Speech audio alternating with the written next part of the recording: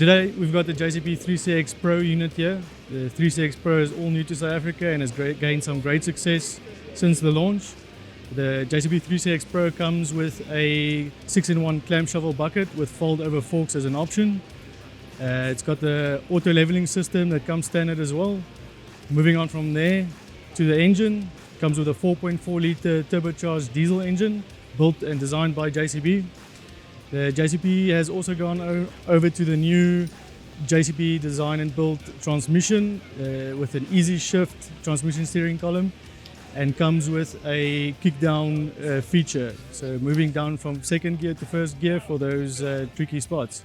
Moving on from there, the JCB Pro comes with joystick servo control levers, which is new to this market as well, and has very easy to use, comfortable and ergonomic and user friendly. The axles are JCB built and designed specifically for these machines by JCB. And going over to the back end of the machine, it's got the sliding knuckle at the back and comes standard with hammer piping kits.